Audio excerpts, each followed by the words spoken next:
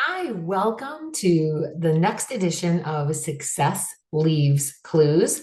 My name is Trina Gray, and I am a longtime fitness professional.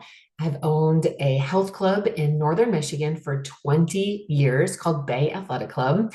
I've owned a second location for 15 years called Bay Urban Fitness. And as you'll hear a little bit more about today, I'm building out a new location to open in the new year.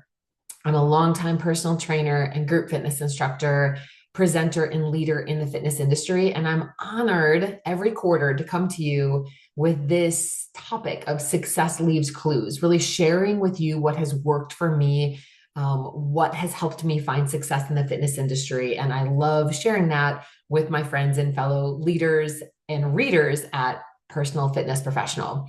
So if this is your first episode, please go back and check out the archive. There are so many great topics, and I follow the same format every time. So it's really easy to follow and easy to know what to expect. I think that comes from being a trainer and a group fitness instructor, having a plan and letting people know what to expect. I like to do that even in my presenting and teaching. So, what to expect is I always offer two business tips and one personal growth tip. So, two business tips for you to apply some way, somehow to scale and to apply to your fitness, wellness, or nutrition business. So if you're here, you're probably a personal trainer, a group fitness instructor, a studio manager, maybe an online coach, a boot camp coach. You're somewhere in the fitness industry. And I hope that you can apply these two tips to your business, no matter what that looks like, whether you're virtual or in person, small business, boutique business, big business. I think you'll find something relevant to apply. And then the personal growth tip is because we're all leaders, right? You need to lead yourself and lead other people, whether it's clients or teammates. And I always bring you a personal growth tip. So I'm going to try to sneak in a third business tip today. I was trying to narrow it down and a couple of them relate, but I have three business tips for you today and then one personal growth tip. So let's get started. The first business tip is this.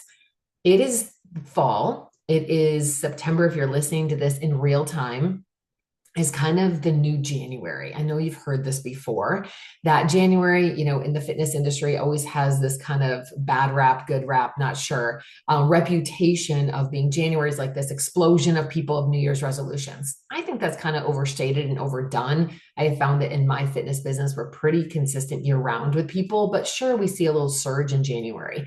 Well, September is really supposed to be the second surge of the year. And for me, actually a really important surge.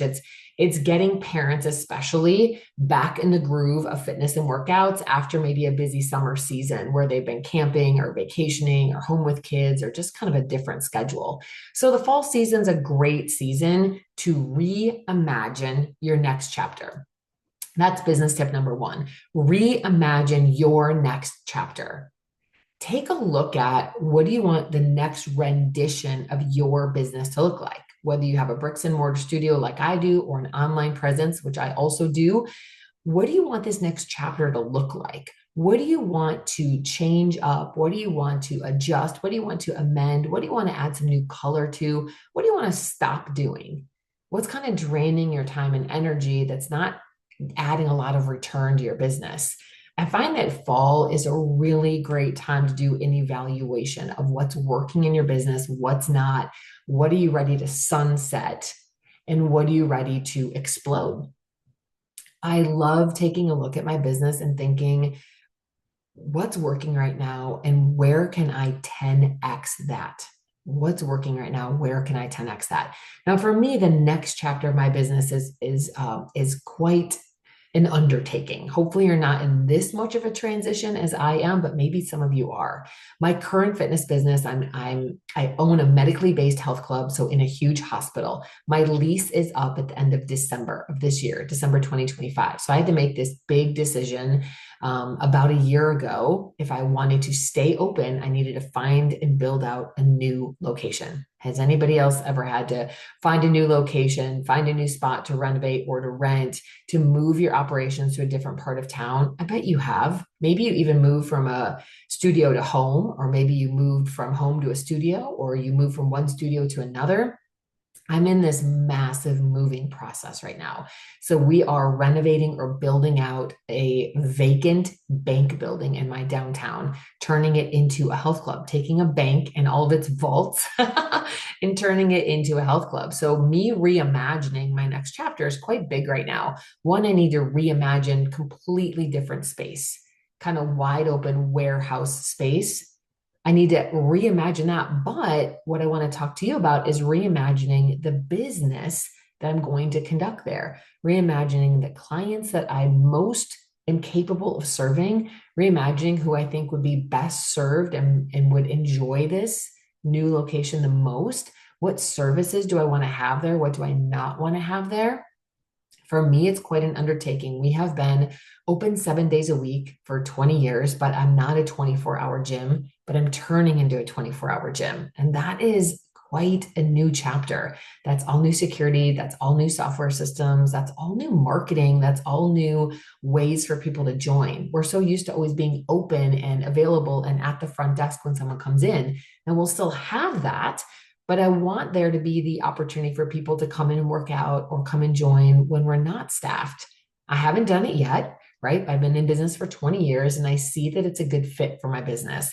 I live in a community with people with lots of different shift workers working 12-hour shifts, having different days off, wanting to come in on Saturday night when we're not open or coming in late on a Thursday night when we're closed. So I'm shifting to a 24-hour model, which means I need to reimagine what my business is going to look like in that new model. How am I still going to offer excellent customer service and care? How am I going to get to know our members? How am I going to have those extra touch points?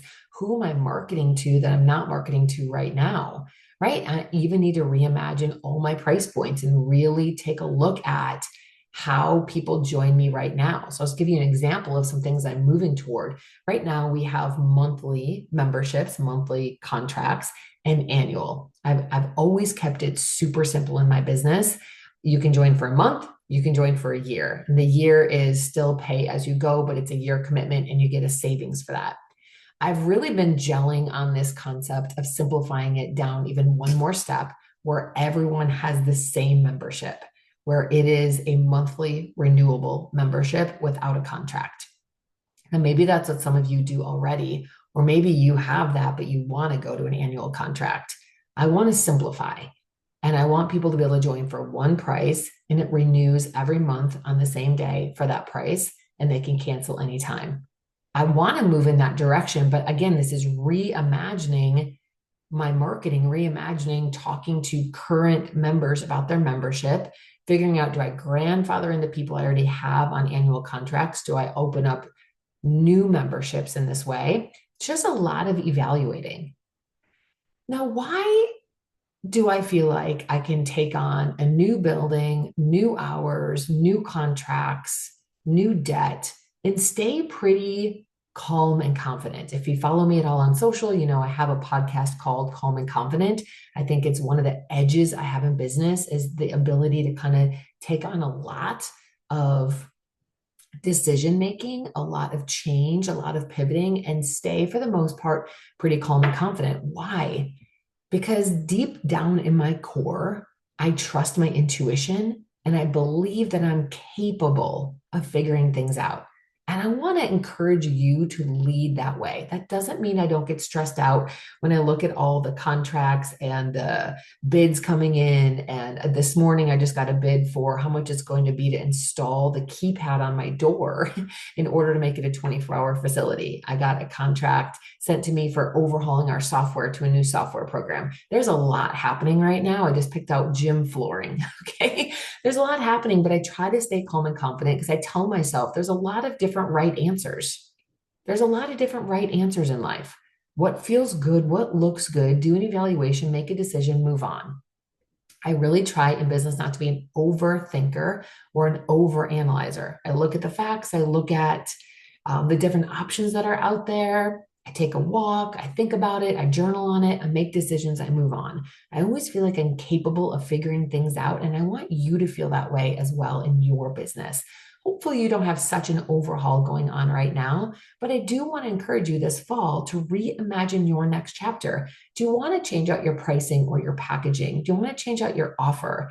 Do you want to change out even just your branding, your look? Do you want to change out who you're reaching, your fitness offerings, your nutrition offerings, your coaching? This is a great time to do it, and you are highly capable of making good decisions. And I encourage you to give your business a fresh coat of paint. So that's business tip number one. I know that one's a lot. Number two is don't forget the fun factor. Business tip number two, don't forget the fun factor. What do I mean by that? Well, in the fall, we have traditionally for the past, gosh, I think 16 years, done a community weight loss challenge. In the past, we called it Thinner Winner. I don't really want to call it that anymore. And it's not even,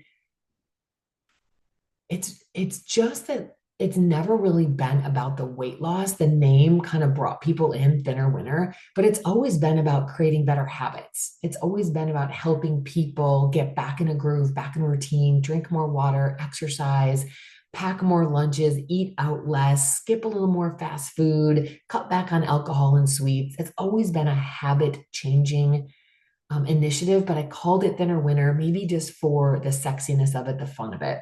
Well, this year I decided I don't want to call it Thinner Winner. For everybody, it's not about losing weight. It's about gaining energy, gaining strength, losing weight if that's a goal of theirs, getting back in a routine. So we renamed it the Team Challenge, because that's truly what it is.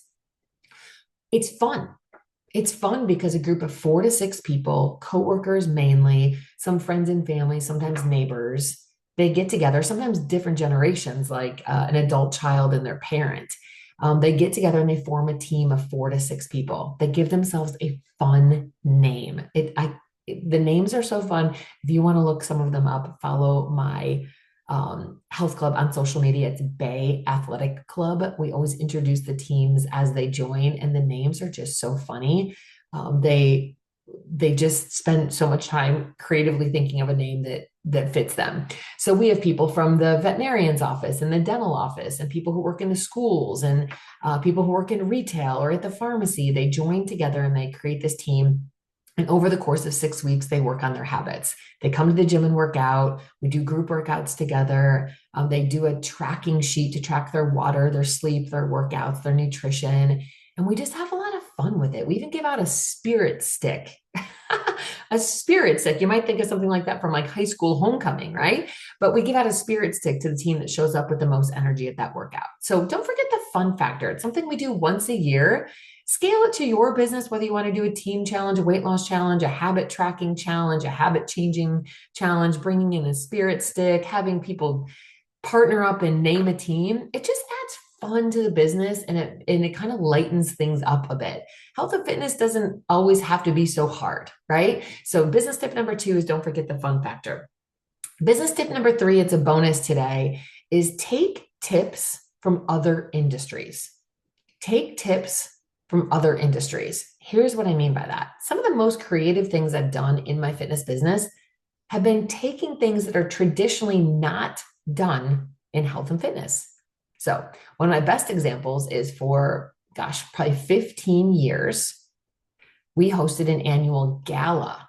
Now, you don't usually think of a gala when you think of a health club, but I hosted an annual gala every January. The last one I did was actually in 2021, and I did it virtually during COVID. We hosted a gala where I interview kind of our top performing clients of the year about their story. Did they get off of medication? Did they improve their family life? Did they improve their confidence? Did they lose weight? Did they overcome an injury or an illness? Like, what are their stories? What did they overcome?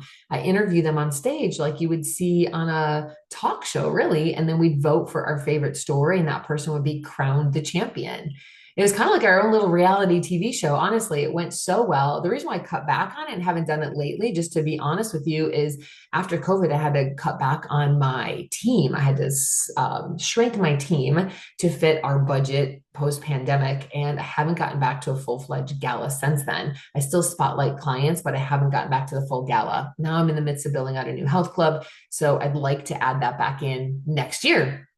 Anyway, this idea of a gala, this talk show, this voting for the best story doesn't come from the fitness industry, right? But it was something so fun to do in the fitness industry. So let me give you something current that I'm doing right now. I took this idea from realtors. realtors host open houses at houses that are for sale, that are on the market. People walk through.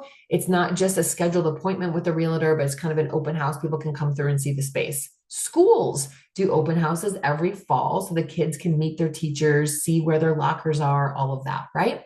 So I wanted to do an open house in our construction zone of the new location. Now it's like drywall's just going up. It's mostly like framed out walls, and you can see the electrical and the plumbing behind the scenes. You can see some insulation. You can see some paint happening up on the ceiling. It's definitely a construction site. It doesn't look like a health club yet, but I want people to start envisioning their workout there in the future, what it's going to be like to be in that space. So I'm hosting an open house this coming Friday. I got all new logo wear to bring down there to kind of celebrate this open house. We're going to have charcuterie set up on a table. I'm going to have music, tours. I'm making a construction zone into an open house because I'm taking a tip from a different profession, taking a tip from schools and a tip from realtors and doing something unique in my business. So I hope that that concept works for you. We're doing 2 hours, 4 to 6 p.m. on a Friday of an open house just to bring people through the location. Maybe you have an existing location and you just want to host a fall open house. That would be fun. Do some prizes, do some drawings. That reminds me, I should do a drawing on Friday, have some fun food or music, and do something fun, right? Take a tip from a different industry. Let me bring this home to you today. I always finish with a personal growth tip or a leadership tip. So my tip today is overcome disruption. Overcome disruption that happens every day in your business. Every day, you're going to get something unexpected, a phone call from a client who's canceling, somebody who's moving, somebody who, a teammate maybe that's having a personal issue. Maybe you have an issue with an injury or an illness or an equipment breaking or something. I promise you, I believe you, some disruption is going to happen this week in your business. My best suggestion for you to overcome disruption in your business and keep moving forward is to, in the moment, here's my visual, in the moment, take this disruption. So we had an issue in my business recently where somebody was pulling down a lat pull down bar and the clip came unloose. And long story short, I wanted to check in with my insurance agent about, do I report this? What's the situation? And so it was a disruption, right? It didn't cause any massive problems at work, but I just want to make sure our equipment was all up to date and everything was working. And I needed to call that insurance agent. It was just a disruption in my business. I needed to take time out to do that. I also had a piece of equipment, I think a belt on one of our treadmills was squeaking. I needed to call a tech to come in and take a look at it. I had somebody at work have an unexpected trip they needed to take and needed some unexpected vacation time, right? So disruptions happen in business. What do? You deal with them in the moment. You make the calls, you make the decisions, you have the conversations that you need to in that moment. And then you take that disruption, even if it's not finished yet, even if it's not resolved yet, and you put it up on the shelf and you say, I've done what I can do on it today. I got to get back to work. I'm not going to let it linger. I'm not going to let it sit in my path. I'm going to do what I can on it, not ignore it, not sweep it under the rug. I'm going to take that disruption. I'm going to act on it in the way that I can today. And then I'm going to put it up on this shelf like a cookie jar, out of sight, out of mind. And I'm going to get to work on what has to happen today. What clients, what members, what programs, what classes, what do I need to deliver today? And then when I can the next day, I'll take that thing off the shelf and I'll deal with it again. I try not to let disruptions linger through my whole day or overshadow my whole day or overwhelm my whole day. I try to let disruptions sit up on a shelf. I pull them down, I act on them, I put them back up there until they're resolved. I hope that's a helpful analogy or visual to you. Thank you so much for joining me for Success Leaves Clues. We covered a lot of territory today, 3 business tips, 1 personal growth tip. I'd love to hear from you. If you want to email me at trina@bayathleticlub.com, or you can find me on Instagram at Trina Gray. All that information is here underneath this video. Enjoy your day and keep doing the good work that we need in this fitness industry.